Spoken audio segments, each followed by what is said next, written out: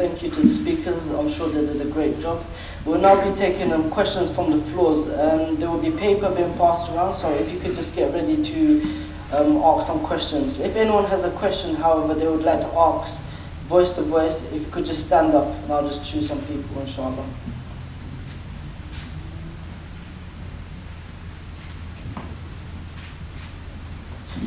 The brother over there.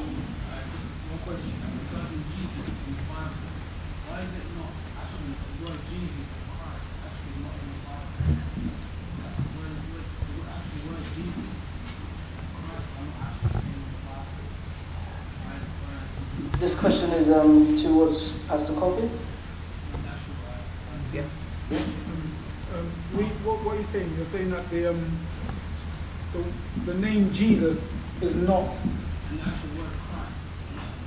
the actual word Christ is not in the Bible. Christ is not a title, it's the Christ. You see, the Christ means the anointed one, the one who was sent. So you see, Christ isn't Jesus' surname.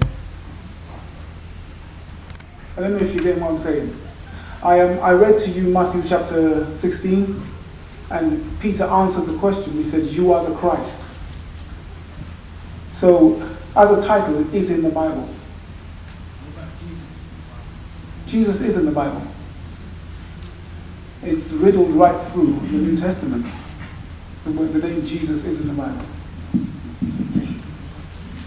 Before we take any further questions, can I request a few of the gentlemen here to fill up the front seats first, and there's people standing behind. So if I can ask a few brothers here to fill up these seats, there's some empty seats here. Same with the sisters, if there's any empty seats in between, please fill them up. Thank you. We're getting a bit of a queue at the back.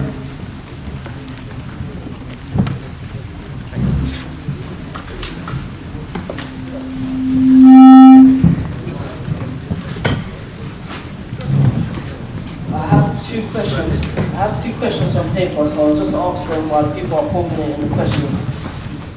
This question goes to Pastor Kofi. The question says, how does the Bible describe Jesus' prayer? For example, on Mount Sinai when he was praying, could you please describe that?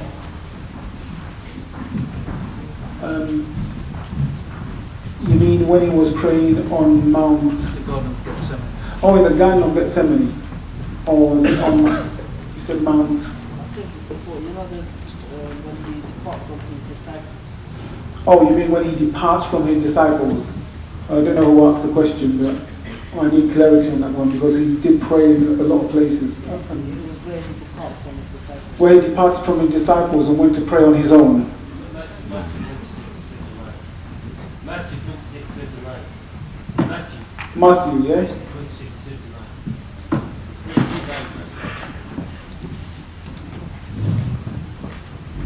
So again, Matthew 26. Yeah. Okay. Oh, I get you. It's just before he was crucified, for his crucifixion. And the question is? The question is, how does the Bible describe Jesus' prayer? Okay. The Bible describes it as intense. And the reason it was intense was because, remember, Jesus came as man. Again, Christians believe that Jesus is the Son of God. But he came as man. He was going to take on something that was totally different from anything else anyone had ever taken on. And that was the sin of the whole world. And so, he went to pray. And if you read the prayer, I can read it to you if you want me to, but if you read it, you will find that Jesus says, if it be your will, let this cup pass me by. No, you see, it's not so much frightened from death. I'll explain this a bit more to you. You see, when man fell in the garden, our Bible tells us that when Adam fell, it says, this is what happened. Don't eat this fruit. For the day you eat that fruit, you are surely going to die. Man ate the fruit. Man was still living. What happened? You see, spiritual death is totally different from physical death. Spiritual death is a separation from God. So in spirit, man is dead. You're the living dead. You're walking around. You're separated from God. Your spirit is cut off from God. What Jesus did was take our sin. The moment he took our sin, he brought us back to God. He paid the price for us. It means that when Jesus was praying, he was not praying that he was going to die and he was scared. He was praying because he would be separated from God, because he was taking on the sin of the world. That's why he was in so much torment. That's why he did not want to go through with that. And when he did go through with it, on the cross, I know my brother Abdul here says that the crucifixion is debatable, but Christians do believe that he did die on the cross. And what we have in the Bible concerning that is that on the cross, he did say, "My Lord, my God, why hast thou forsaken me?" Because you see, God cannot look at sin. Can I just say something on the lines of Jesus and the authentication? Exactly what you said about the Peter. There is documented evidence from a Greek historian, a renowned Greek historian, Josephus, who authenticated Christ's crucifixion for non-Christians, non-Jewish settings. So he didn't have a license which any sacrament. Let me just finish. I know what you're going to say to Peter, but let me just finish this gentleman's. So that's what happened there. On the cross, that's what happened. He went through that for us. That's the important thing. That's where Christians stand. We're saying this is he didn't have to, but he went through it. Does that answer your question? It depends on what you want in the question, because If Jesus God,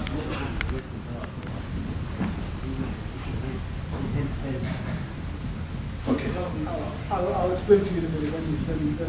I think it's let's try a little bit to keep everything moving, yeah, and let's try to create a dialogue, hopefully, of understanding. I was really hoping that everyone would not come with books with quotations which they're going to throw at everybody.